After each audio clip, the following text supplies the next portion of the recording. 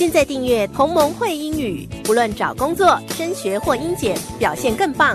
快上 StudioClassroom.com， 现在请收听教学节目。Advanced Studio Classroom is on the air.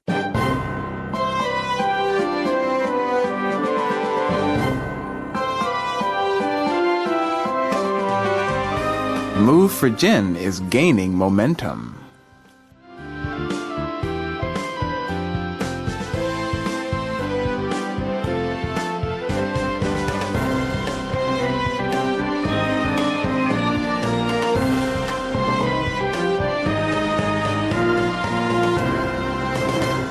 Hello and welcome back to Advanced Radio. I'm your host, David. Today is May 7th, and we are finishing up our inspiration article, which we began yesterday talking about a woman named Jen Andrews, who is giving the gift of movement to people who have lost mobility due to amputation surgeries. I am joined here again by my two lovely panelists. Could you introduce yourselves? Hi, everybody. I'm Hazel. Thanks for joining us again. Hey guys, this is Pauline. Looking forward to talking some more about this moving story. So yesterday we talked a little bit about something that we had lost, and in yesterday's article, or yesterday's part of this article, we got into the story of Jen Andrews, what it was that caused her to lose her right foot, which was sarcoma, it's a cancerous disease, right, that affects your some of the tissue in your body, and in her case led to her needing to lose a limb.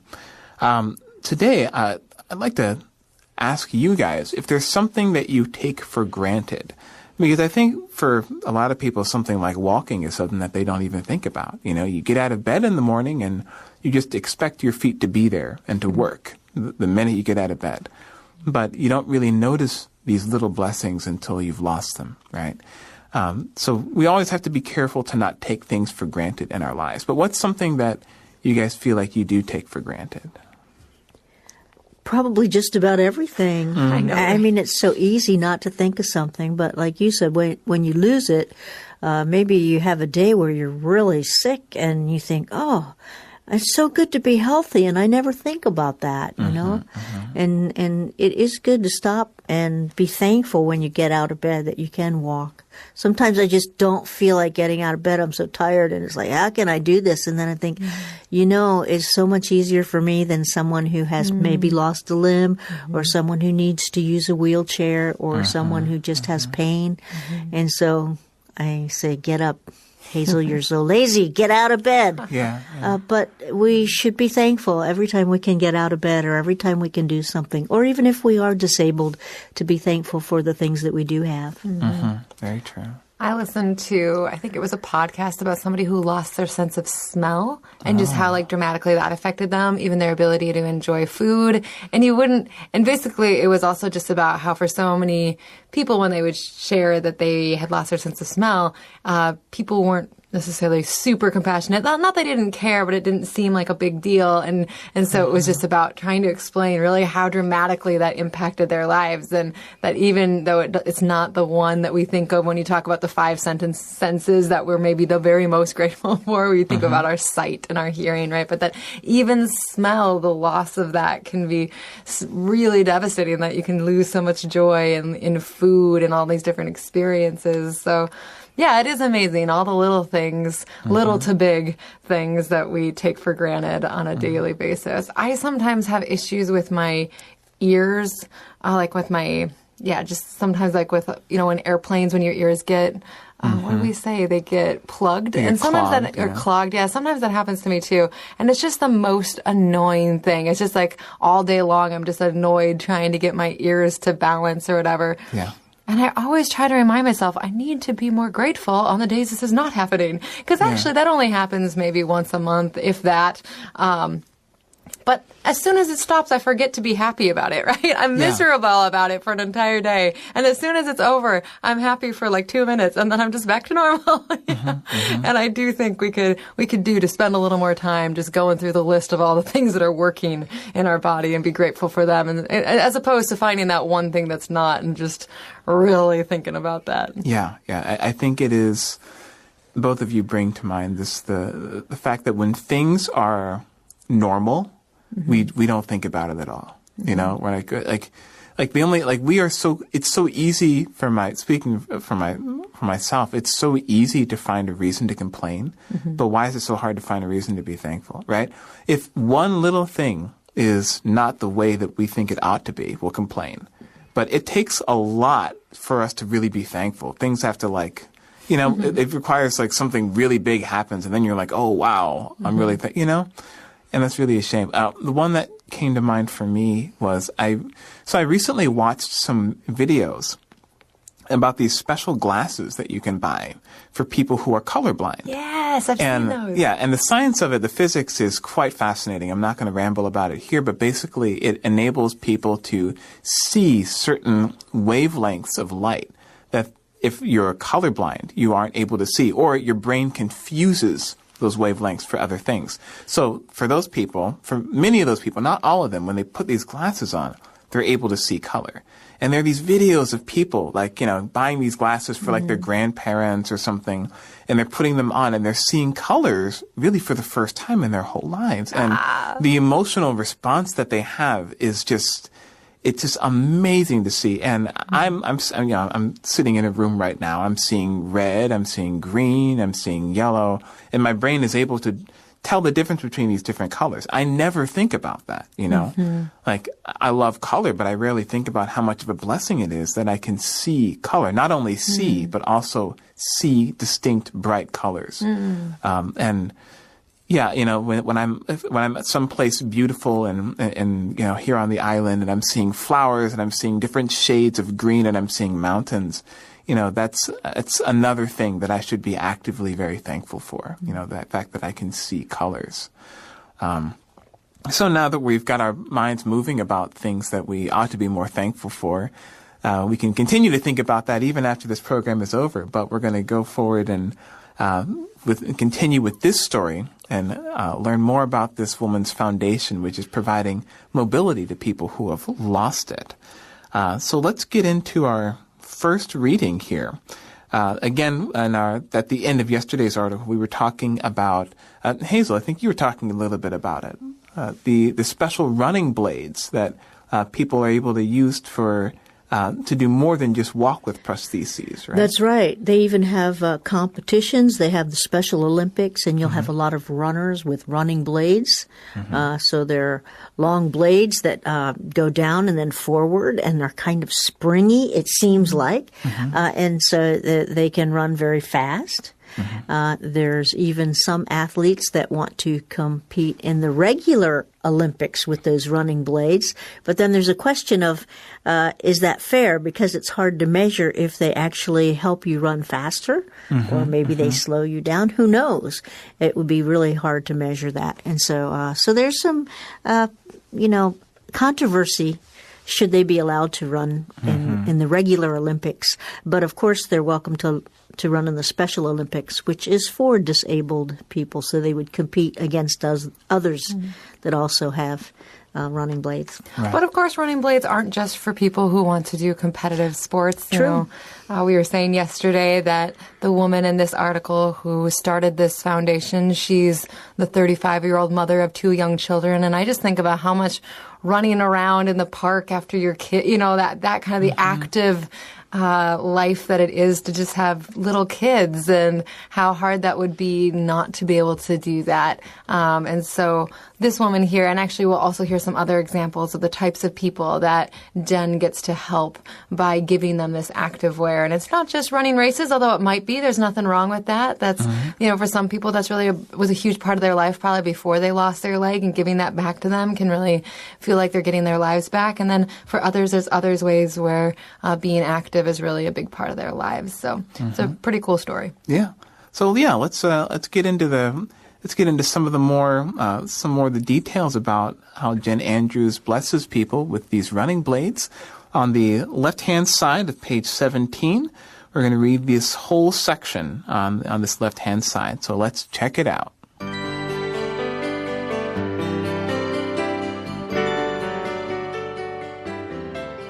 Move for Jen was established as a nonprofit in May 2018. By December 2019, it had raised enough money to help out Jacob Patiet, a 20-year-old firefighter who had lost his leg to osteosarcoma the previous spring and dreamed of returning to active duty.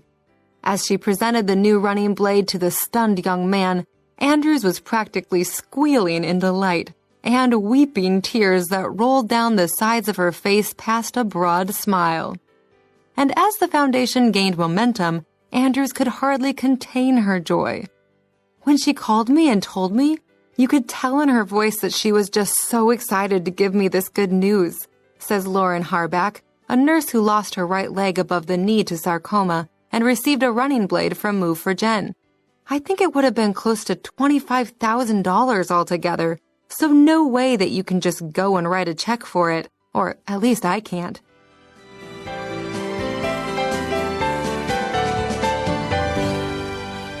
So I really love this lady.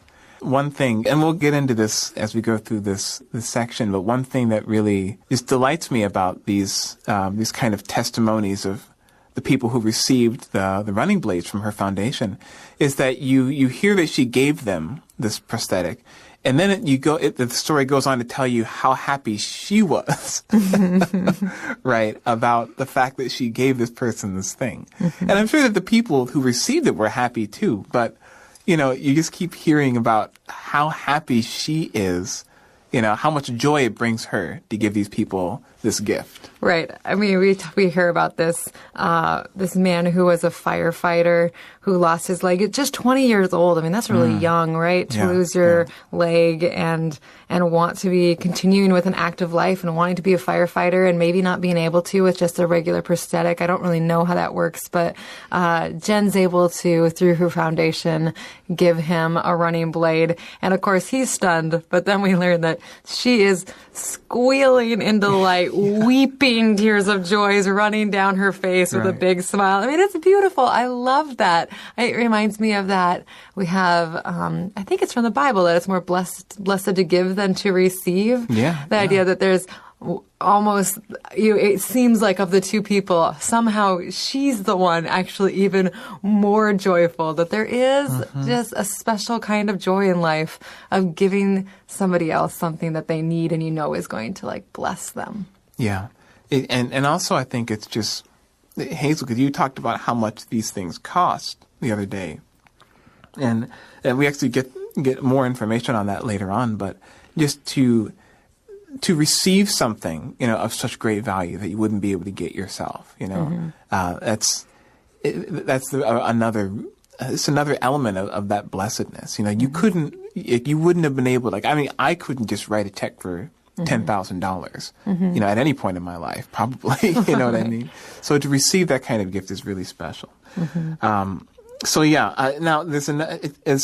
says here now that, it's going to go on to talk more about kind of how she's been giving these gifts. And it says, as the foundation gained momentum, Andrews could hardly contain her joy. What do they mean by gain momentum there? Well, momentum also has to do with movement. And when an object in motion tends to stay in motion, that's momentum, and that's a law of science. So once you start moving, it's easier to keep moving and move maybe even faster and faster. So it means that things are picking up, things are going well, smoothly, things are improving. So when you have momentum, it's a forward process. You're doing well, things are going strong. Yeah. So if her foundation gained momentum, it means it's successful. So now she can give away even more of these prostheses because everything's going well. Yeah. And who else does she give a prosthesis to, Hazel? A nurse by the name of Lauren Harback. And so this nurse was explaining how excited Jen was when she talked to her about getting this new prosthesis. Yeah. And Pauline, you made an observation about how severe this woman's injury was. Yeah, so we talked yesterday, an amputee is someone who has lost a part of their arm or leg, and Jen's whole work is to help amputees, to help people who have lost a limb, as particularly for her foundation is for those who have lost a leg or part of a leg, and giving them these activewear prostheses. But not necessarily, all of these people don't necessarily have the same amount of their leg that has been taken. Mm-hmm. And this woman really had just a lot. It says she lost her right leg above the knee. So that's a huge chunk of your body that you have lost. And I have no idea, but I would also assume that when you're talking about the cost, these prostheses, that might also change when you're talking about how much of their leg they've lost. We learned yesterday that a custom fitted socket and a running blade can run from like $5,000 to $10,000. But here, that nurse says she thinks hers would have been close to $25,000. I mean, that's an insane amount of money, and actually significantly more than what we said yesterday. But I'm just guessing here. I'm guessing that might have to do with also how much of her leg she's lost, and so how large of a prosthesis she would need. So again, it was just she had a huge need, and she was hugely blessed by this foundation. Yeah. Well, just imagine your knee joint is so important. Yeah. And so if you lose your knee joint, all that has to be taken into consideration. That's a really good point. Right. It's not just now your ankle joint that you're working with. Now you have two joints that you have to make up for with the prosthesis. It makes me be thankful for how amazing our bodies are. And that's something we take for granted. Mm-hmm. But to replace any joint, now they can replace them. If you're not an amputee, maybe they can replace a knee joint or a knee problem through surgery. But if that's completely gone, that needs to be replaced mechanically or however they do it. It's pretty amazing that they can do such things. So the cost is a lot for an individual, but certainly would be worth it if you could afford it to be able to be mobile again. Mm-hmm. Yeah. And just to be sure, the Move for Jen Foundation specifically gives these gifts to fellow sarcoma patients, right? Sure. Which seems to be a disease that has claimed a lot of limbs from people. And Hazel, I really love what you said about just how amazing our bodies are, because there are so many processes that our bodies do that we still don't fully understand, nor can we completely replicate. Even just the way that our ears work.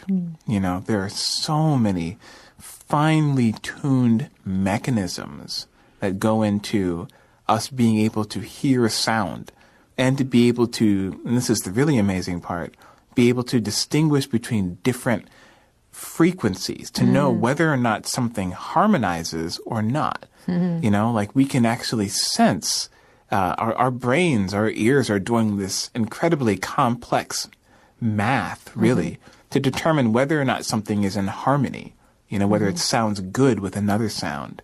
It's really very special stuff. And there are even people whose ears are not able to do that, similar to people who are colorblind. Oh, interesting. Yeah, you also have people that are tone deaf. Oh, right? sure, I suppose. I've never really thought about that as an actual, physical thing. I always thought of that as like a pejorative name-calling kind of thing. I didn't realize it was actually well, that makes sense. That it's actually a physical deficit or problem. There are people that genuinely have trouble being able to hear and reproduce different tones. So it really is. These things are. We're just now beginning to really get a grasp on how some of these processes work, and it's just all the more reason for us not to feel proud of human achievement, although we should be glad that we have the ability to do this. I think really our response should be awe and wonder. You know what I mean? That we even have the ability with our minds to figure this stuff out, but also just respect for the fact that we were made in such an amazing way. So we're going to go on to the next part of our article here. It's going to be on the right side of page 17, and we're going to talk about a big fundraising event. This will give us an idea of the way that Jen Andrews comes up with the money to give people $25,000 prostheses, right? And it's really a sweet description of the way that they do it, this kind of special event. So let's check it out together. We're going to go into a huge fundraising success on the right side of page 17. Let's check it out.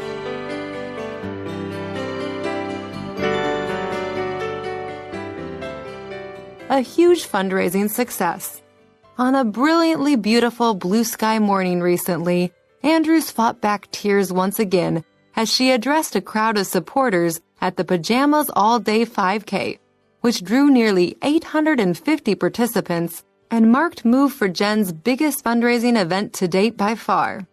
Generally speaking, it was a day to celebrate the gift of movement while raising the means to help more sarcoma amputees. In a way, though, it was also a celebration of Andrew's journey. In less than 2 years' time, she'd gone from being someone who was filled with hopelessness to being someone who fills the lives of others with hope. She'd gone from being terrified about a life without one of her feet to embracing that life. Indeed, the future that once looked so bleak to Andrews now looks brighter than ever.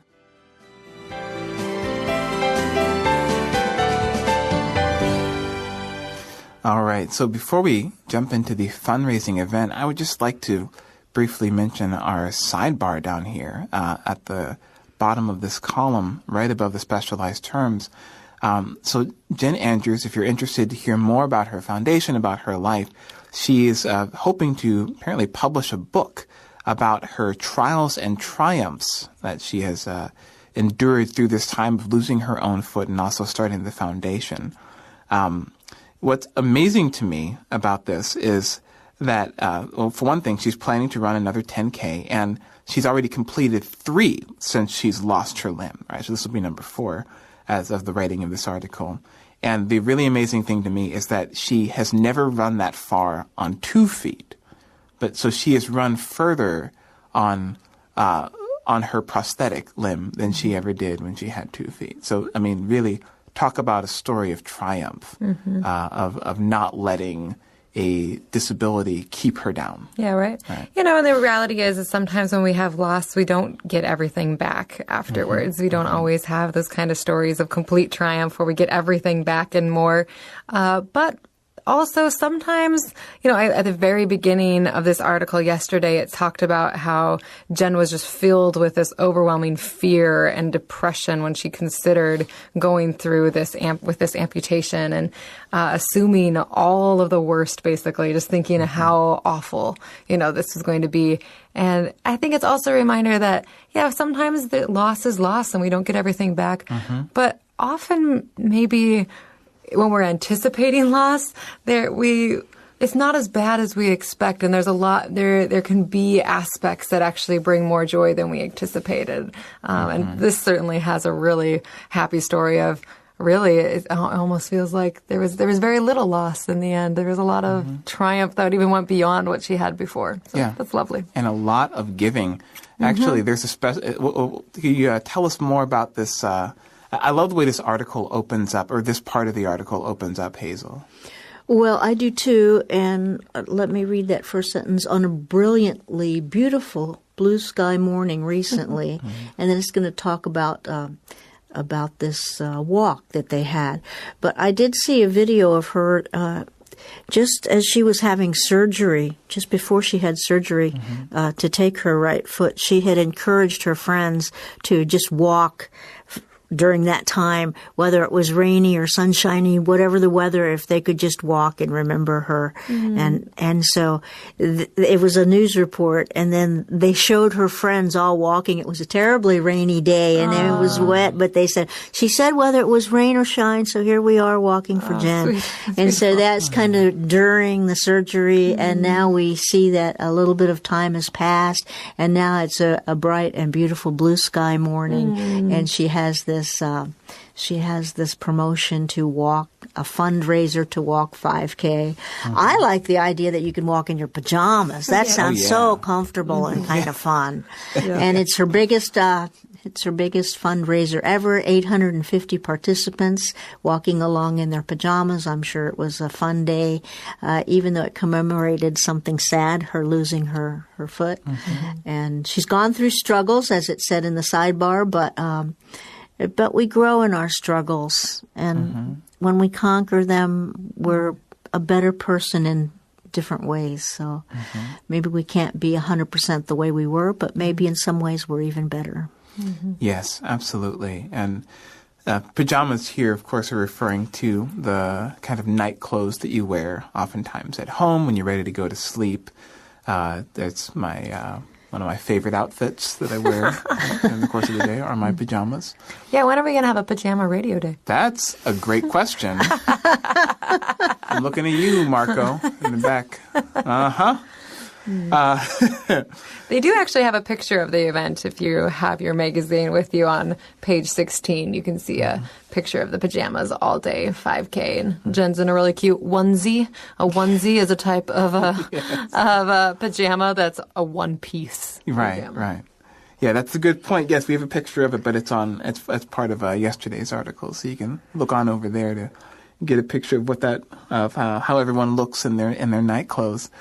So this event was the biggest fundraising event to date, meaning the biggest fundraising event up to that point in time. And it was, as Hazel said, an opportunity to celebrate the gift of movement. Now, I really love the way that just the next paragraph down, in less than 2 years' time, she'd gone from being someone who was filled with hopelessness to being someone who fills the lives of others with hope, which I really love this description because when I think about a hero, I feel like one of the most fundamental definitions of a hero is someone who, out of their suffering, brings joy to others, right? Brings hope to others. And kind of the opposite, to me, a villain is someone who, because of their suffering, desires to make others suffer, right? To me, that's always been the biggest kind of marker of what is a hero versus a villain. And so to me, when I see her story, out of her suffering, out of this grief and this depression that she endured, she's now just bubbling over with joy at the opportunity to bless the lives of others.